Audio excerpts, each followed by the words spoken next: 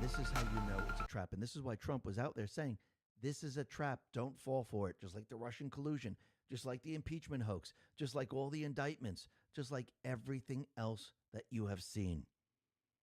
And again, they were trying to use this to keep this in the news, because think about what would happen.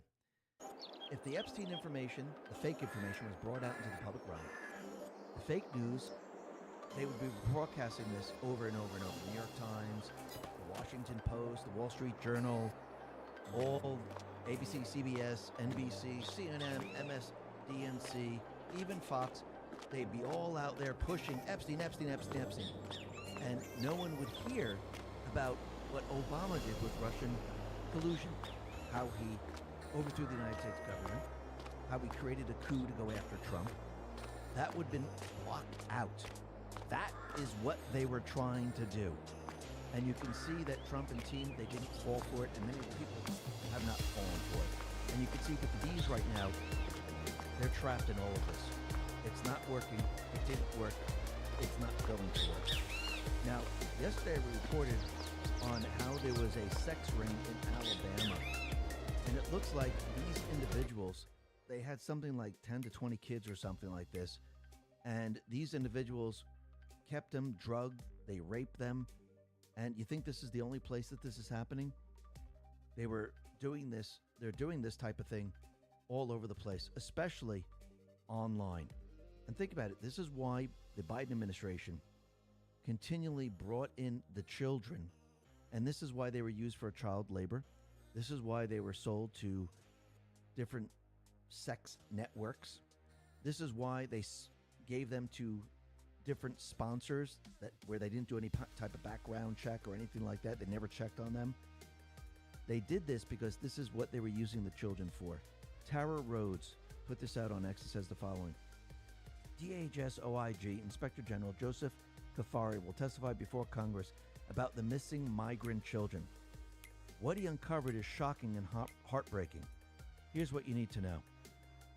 Between 2019 and 2023, ICE transferred over 448,000 unaccompanied children to HHS.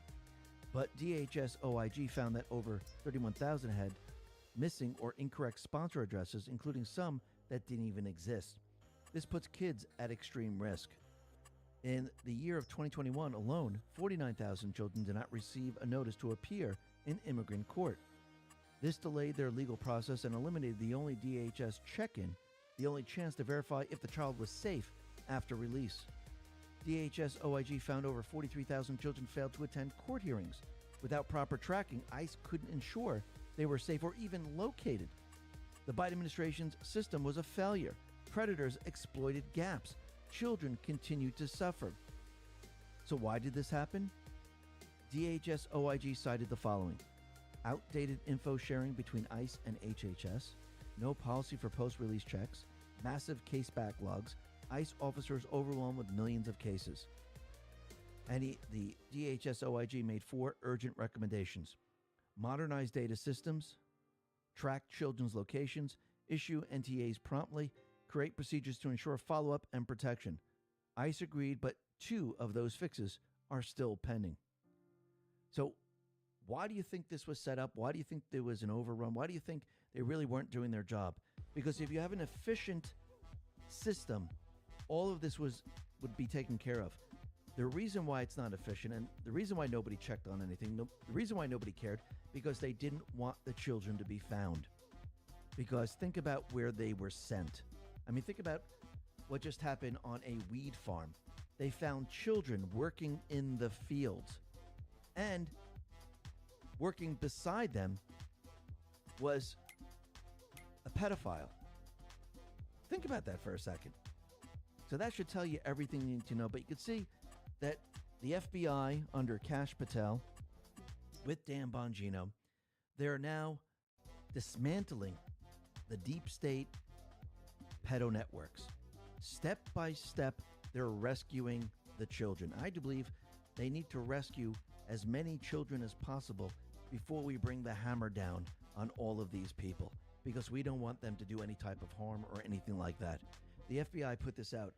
Operation Grayskull represents one of the most significant strikes ever made against child sexual abuse material websites on the dark web. Every arrest in these cases not only delivers justice, it sends a powerful message. You cannot hide behind anonymity to harm children. And that's absolutely true. And think about it. To create this type of material, they need the children.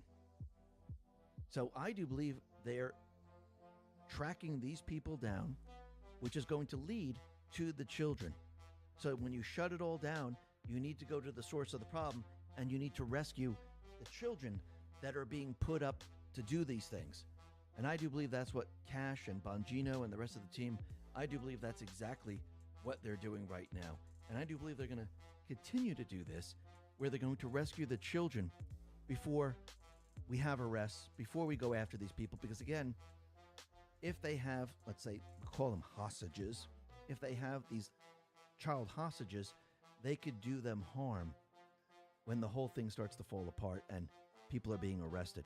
Or they can close up shop and move to other locations if they started to realize that everyone is getting arrested.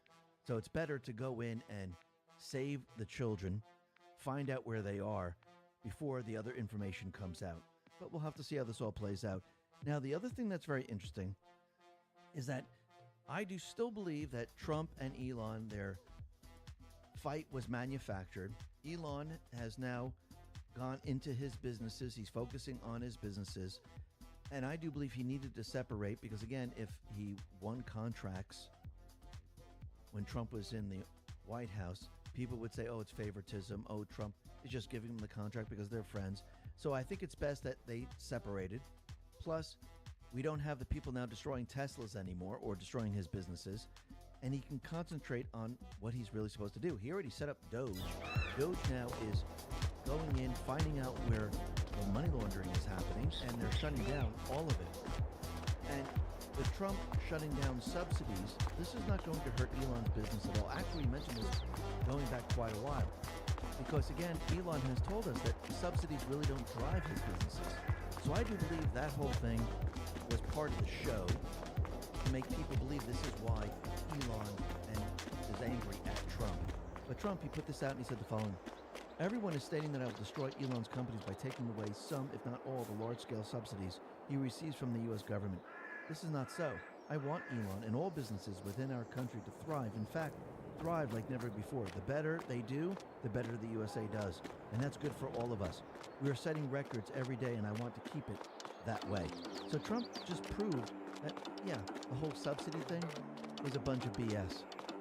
Elon, I don't believe, was ever mad about this. Actually, going back in time, he actually said, subsidies don't help me. Doesn't help Tesla. You have to remember, All the other car companies that were creating electric cars, they were competing with Tesla. Tesla was the leader. They needed the subsidies. Tesla did not. And once again, if you want to drive an electric car, that's fine. If you want to drive a gas-powered car, that's fine. The thing I think that Trump and I think the rest of us objected to was the government saying you will no longer drive a gas-powered car and you will only be allowed to drive an electric car. The electric cars that we're making for you and we're forcing you to buy. Again, the government shouldn't force you to do anything. I mean, this is what Obama did. Actually, it falls right into place with the Affordable Care Act. They forced everyone in this country to take the insurance that they wanted you to take. And if you didn't take it, you know what they did? They penalized you. Oh, you're not going to do what we say? Well, then we're going to penalize you until you say, I give, and you take the insurance. That's what they were trying to do with the EVs. Our government should not be involved in anything that we do. And if you have to force it on the people, that means there's no demand. That means you're a dictatorship.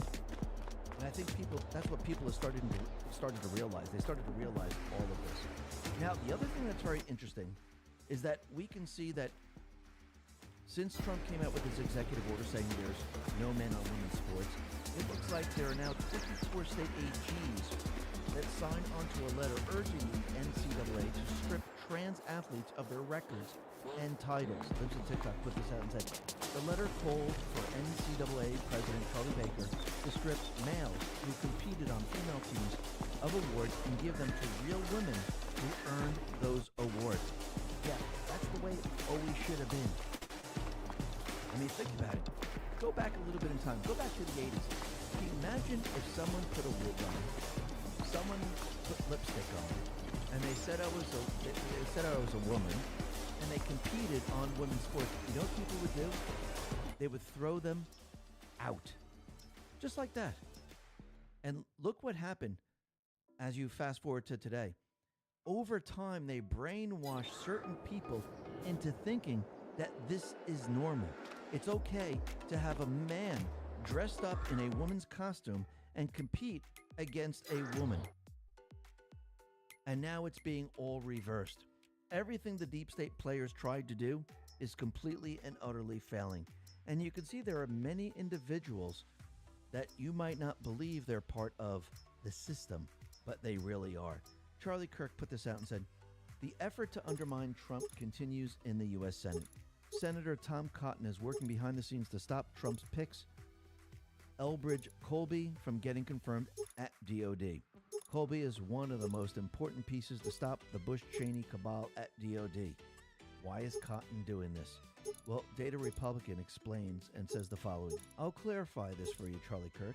Senator Tom Cotton serves as a director of the International Republican Institute, one of 8 core NGOs aligned with the political establishment.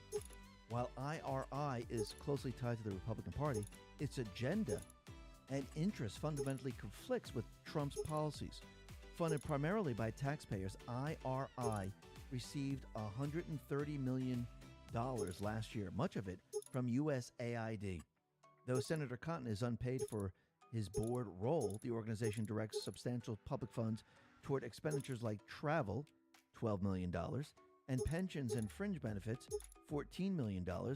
As I've noted before, IRI has funded refugee resettlement through grants to the UN-affiliated International Organization for Migration and has backed other progressive initiatives. Anyone affiliated with IRI is advancing the interests of the global elite, not the priorities of U.S. citizens or Republican constituents, unless they choose to resign from the IRI. And that is why you see certain individuals pushing their agenda. And we can see there's many individuals now that are pushing other agendas. Remember, Trump has roughly 260 nominees that need to be confirmed. And there are certain forces that do not want these people confirmed. Mike Lee put this out and said, just had our third free DC protester outburst in the Senate Judiciary Committee. They don't want us to confirm U.S. Attorney Pirro, Janine Pirro. I wonder if they realize that they're solidifying support for U.S. Attorney Pirro, who were about to vote out of committee. Suppose they were funded by USAID? Well, Data Republican says you're going to be shocked at who's financing them.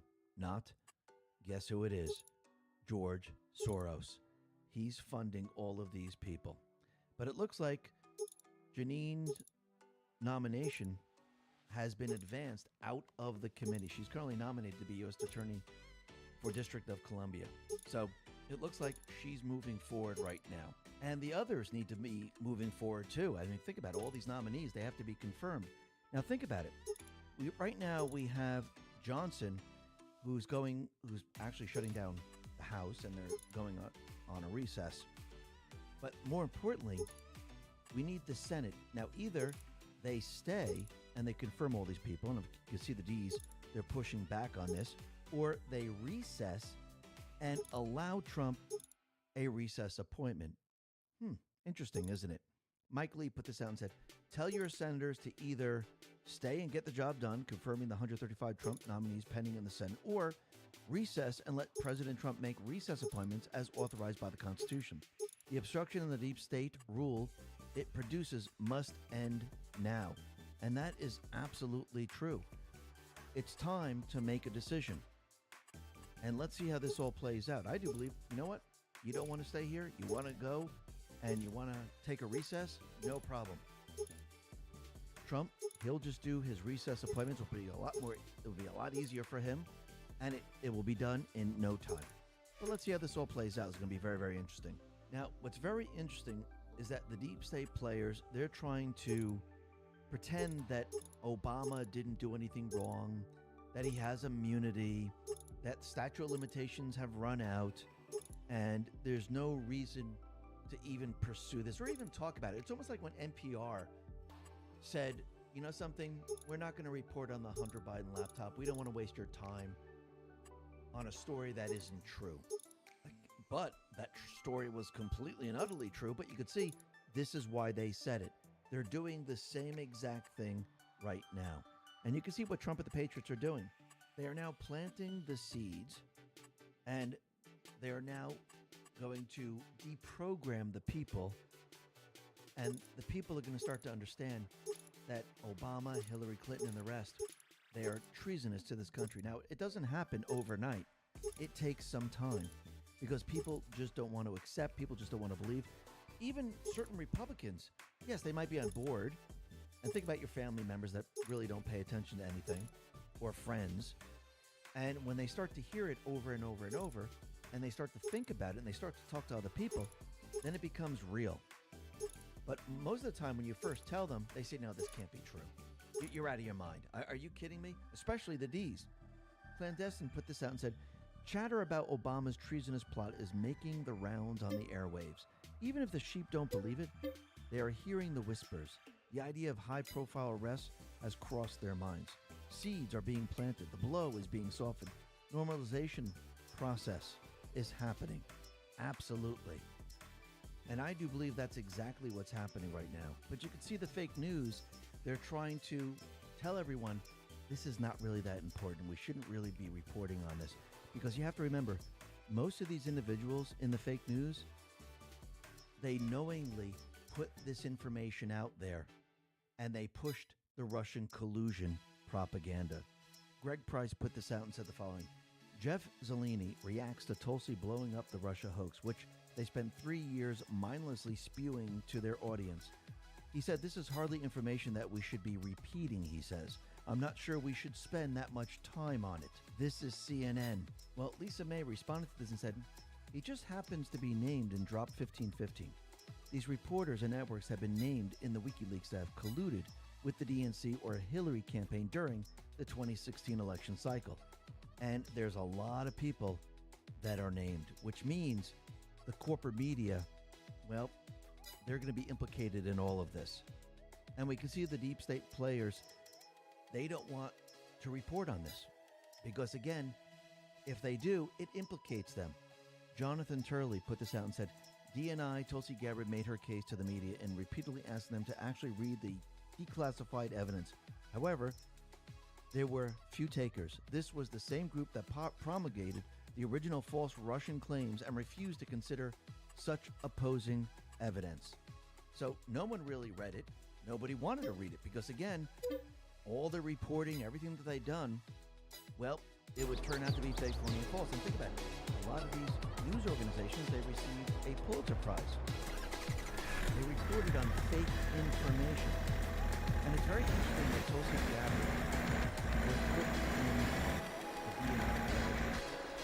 If you notice, she wasn't put in the FBI, DOJ, CIA, DHS. She was specifically put in the DNI position.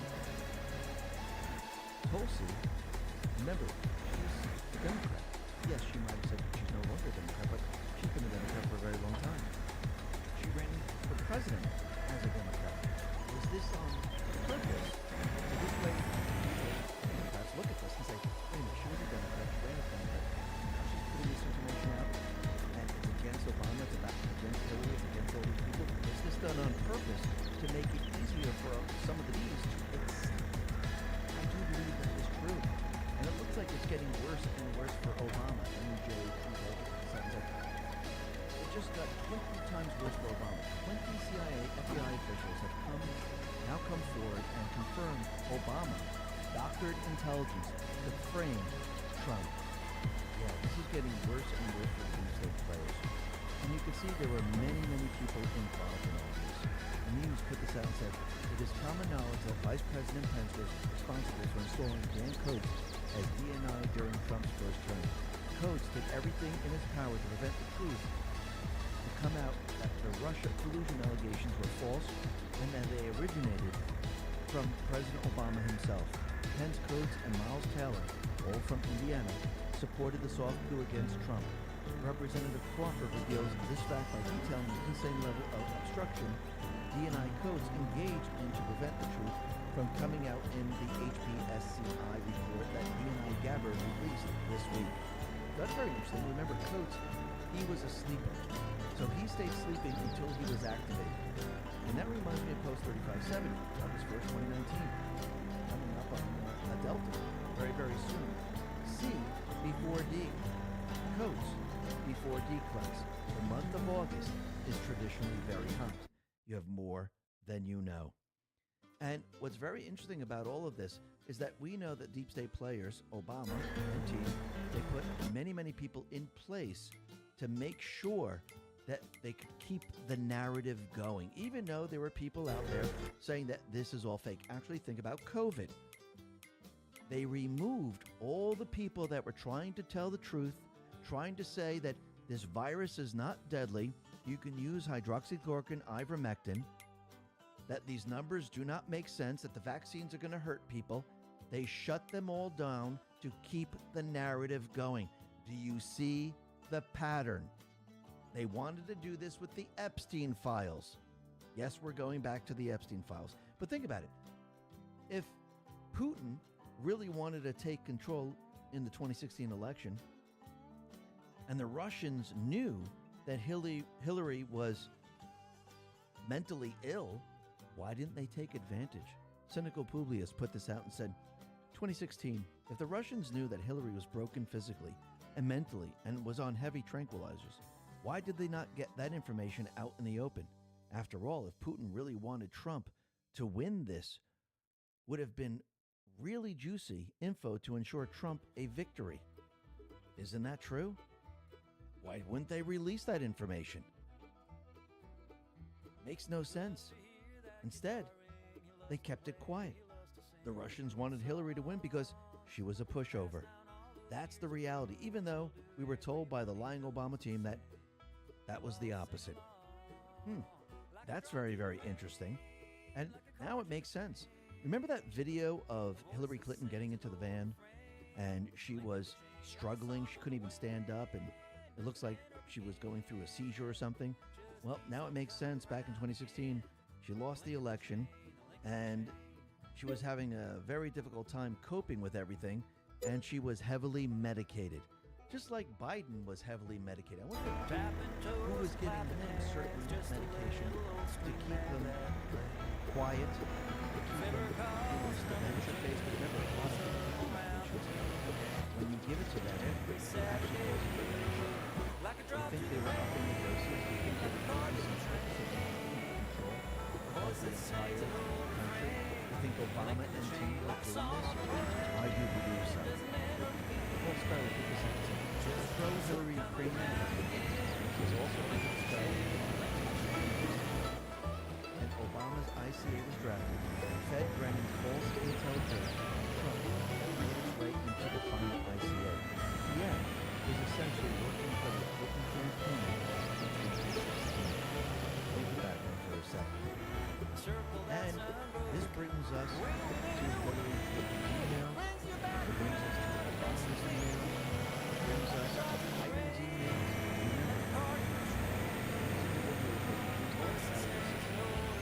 To communicate outside of the evidence of practice may involve President Obama's influence and complement U.S. government systems in Northern Virginia FBI office, according to the new letter to FBI Director Chuck Grassley, Representative Rick Crawford. This material must be immediately dug out from the hiding and properly assessed. How evidence is completely confusing military former President Barack Obama's images and network infrastructure diagrams for U.S. government classified networks remain unreviewed by the preeminent law enforcement agency in the world. News coming from this recent classification of the 2018 expected investigation reveals multiple phone drives containing data exfiltrated from U.S. victims were not reviewed per FBI basis. This is a significant national security failure. Absolutely. And remember, a lot of the servers, a lot of the secret networks, but it was done on purpose to hide their communications. And you can see that now this is coming to the open. And remember when they said that the DNC was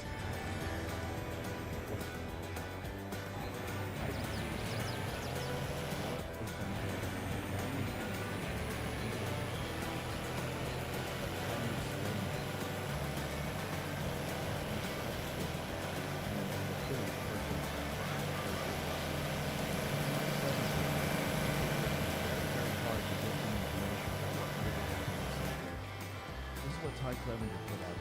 Since DNI gathered and Chuck Grassley are into releasing records, I would remind them of our pending Freedom of Information Act request lawsuit, seeking records about whether the CIA fabricated the Russia hoax.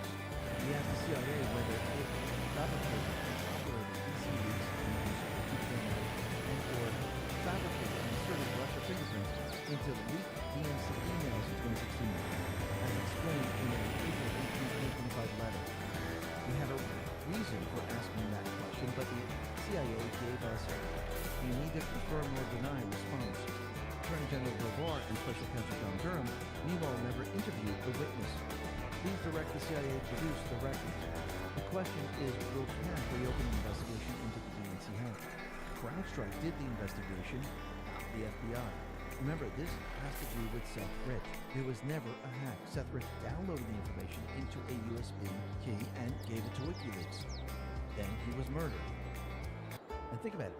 All these different pieces to the puzzle are now coming out. And as people start to learn about this, the storm is forming.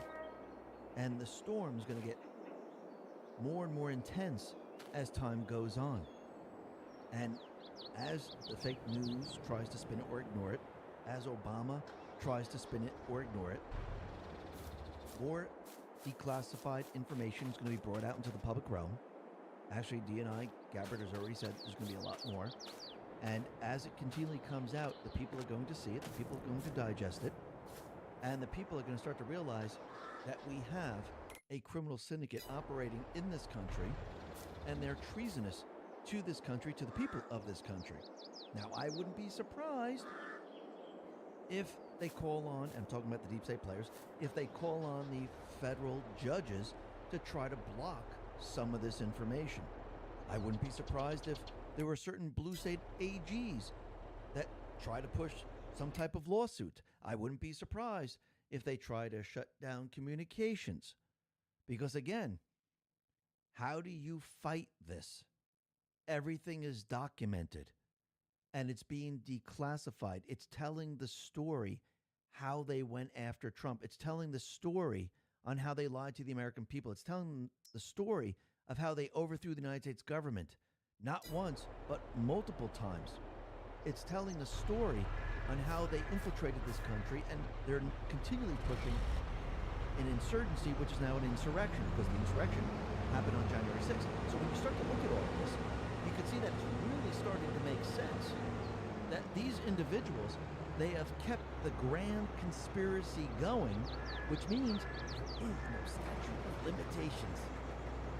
Benjamin Weingarten put this out and said, they never had evidence Russia hacked the 2016 election. They never had evidence Putin wanted Trump to win, nor, again, that Russia helped him to do so. They never had evidence Trump's world was penetrated by the Russian government, nor that Trump was some kind of treasonous Russian traitor. They cooked the books to create the appearance thereafter Trump won in a bid to sabotage and subvert his presidency and disenfranchise the American people. They hid the book cooking behind classification and state secret grounds. They leaked, lied, spied, and investigated on the basis of their knowingly fraudulent claims. Their entire domestic information operation and warfare effort was part of the cover-up. The investigation of the investigators itself looks more and more like part of the cover-up.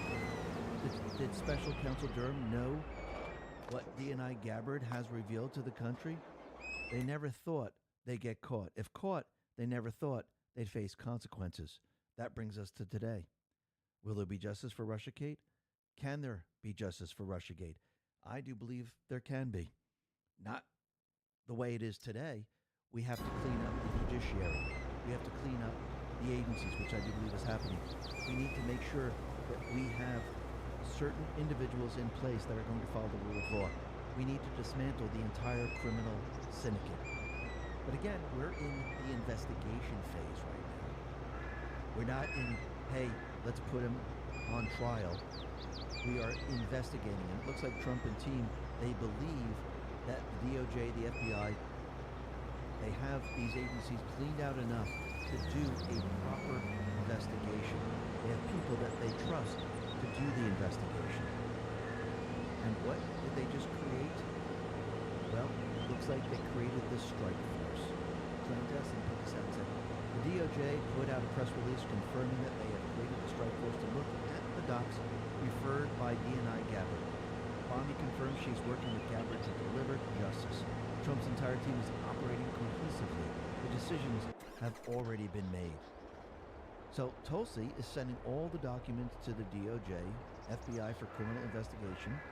Cash, who investigated the Russian collusion, who wrote the book and had a movie made about it, is now going to see the information, and he's going to have access to all of it.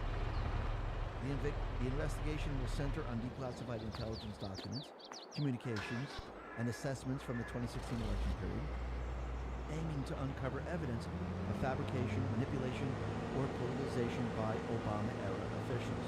So this is what they're actually looking into, the strike force. Claims that officials like John Brown, James Clapper, James Comey, Susan Rice, Barack Obama himself orchestrated or overlooked the creation of false narratives about Russia interference to undermine Trump. Potential illegal use of Foreign Intelligence Surveillance Act, FISA, warrants unmasking Trump associates and related fraud in the Russian probe, often referred to as Obamagate. Gabbard's referrals for potential crimes such as treason, conspiracy to overthrow the government, and perjury extending to links with Hillary Clinton campaign and the Steele dossier. Broader patterns of politicization within intelligence agency, including resistance to the current administration's effort to declassify more materials. Gabbard has indicated ongoing digs into related materials, with U.S. attorneys already building cases, suggesting the strike force could expand to interconnected investigations like the 2020 election or other historical probes. Remember, one leads to another, which leads to another. If the Epstein network had ties to intelligence agencies using sexual compromise for political leverage, if proven, this could intersect with the strike force if blackmail was used to coerce officials involved in the collusion narrative. For instance, the Steele dossier, key to the collusion probe, alleged Russia blackmailed Trump, mirroring Epstein-style tactics. So, did they use Epstein to blackmail people to push this and maybe push the rigging of the elections and everything else? Well, we're going to have to see, but I do believe that one thing is going to lead to another. What happens if Epstein was used to blackmail certain people to overthrow the United States government in 2020? So I do believe all of this is going to be connected one way or another. And the strike force has the ability to go off and pursue other alternative investigations if it relates to this, which I do believe it's going to be because it's all one and the same. And remember, the CIA right now, they oversee the declassification documents. The DNI, what do? They authorize the release, just like we see Tulsi Gabbard doing right now. Tulsi Gabbard then hands this off to the FBI DOJ, and what do? Well, the FBI does the investigation. We have Strike Force that is investigating all this. I mean, you couldn't think of a better person than Kash Patel, who actually already investigated all this. This is going to be a slam dunk for him, and he's actually going to turn up more information. Then once the FBI is finished with the investigation, what do? They hand this off to the DOJ, and the DOJ then prosecutes the information the FBI handed over. They say, yes, we have enough. They look at it and they say, yes, these people are treasonous. This is what we can get them on. We're going to prosecute. And again, I do believe they're going to be going after Obama, and I think the Supreme Court already gave the ruling for immunity. And when that comes up, Obama was a citizen, and the things that he did while he was still in office is not a presidential action. It's actually going after the opposition, spying on the opposition, creating fake intel. This has nothing to do with a presidential action. So in the end, I do believe that when all's said and done, justice is going to be served. Now, is it going to happen in 2 months, 3 months? I don't believe it's going to happen right now because I don't think we have the ability to actually get a judge that is going to rule on the case using the rule of law. Do I think the DOJ can prosecute? I do believe so. But I do believe we need the other part of it. Plus, the people must understand why these people are being charged. Remember, they're not charged yet. There's just an investigation going. They have to hand this off to a grand jury. So I do believe during this period of time that we're in right now, up to the midterms, I do believe this is the educational phase. Educating the people, getting them to digest this, getting them to understand why they're treasonous to this country and to the people of this country. And once you have the majority of the people on your side, then you can drop the hammer. But I do believe we need to have the House and the Senate. I do believe we need to get rid of a lot of the judges. And I do believe once that is done, we can have accountability. Actually, Trump is going to have retribution. And I do believe that the deep state, of course, every step of the way, they're going to fight back with everything that they have. Because you think they really want to go to a trial? Will some of these people take the easy way out? Will some people try to escape?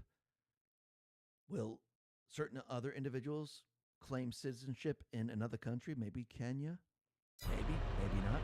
Will they try or attempt some type of false flag? Maybe. Depends on what resources they have.